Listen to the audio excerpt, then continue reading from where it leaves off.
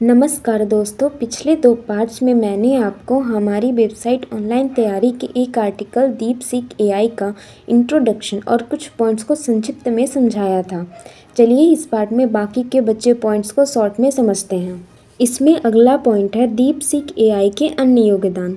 जैसा कि आप देख सकते हैं, इसमें बताया गया है कि दीपसीख एआई की तकनीक सिर्फ चैटबॉट्स तक सीमित नहीं है, बल्कि इसे कई क्षेत्रों में इस्तेमाल किया जा रहा है, जैसे कि शिक्षा में, स्वास्थ्य सेवाएं में, लॉजिस्टिक में।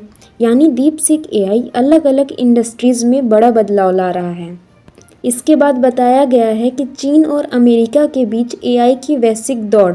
दीपसीख की सफलता ने वैश्विक एआई दौड़ को और तेज कर दिया है। चीन ने दीपसीख जैसी कंपनियों के जरिए एआई में अपनी ताकत दिखाई है, जबकि अमेरिका को अब अपनी एआई तकनीकों को और उन्नत करने की ज़रूरत महसूस हो रही है। चीन का बढ़ता प्रभाव, अमेरिका की राजनीति, भविष्य की चुनौतियाँ, इसके कुछ प्रमुख पहलू हैं।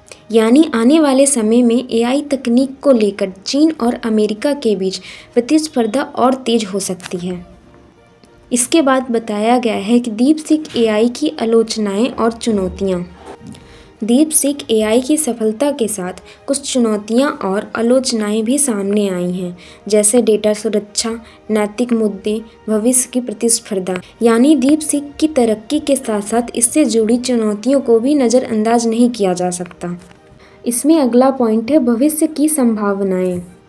दीपसीख एआई की यह प्रगति दिखाती है कि आर्टिफिशियल इंटेलिजेंस का भविष्य बहुत उज्जवल है।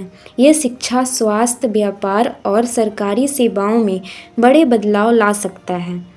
दीपसीख के भविष्य के लक्ष्य हैं नई तकनीकों का विकास, वैश्विक विस्तार, सुरक्षा उपाय।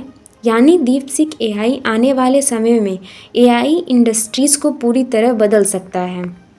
अब इसमें निष्कर्ष बताया गया है कि दीपसीख एआई ने साबित कर दिया है कि सीमित संसाधनों के बावजूद तकनीकी उत्कृष्टता हासिल की जा सकती है। इसकी सफलता से न सिर्फ चीन की एआई शक्ति उजागर हुई है, बल्कि ये भी दिखता है कि वैश्विक तकनीकी परिदृश्य तेजी से बदल रहा है। भविष्य में दीपसीख और अन्य एआई कंपनियां तकनीकी को और उन्नत और सुलभ बनाने पर काम करेंगी, लेकिन चुनौतियों का समाधान भी उतना ही ज़रूरी होगा।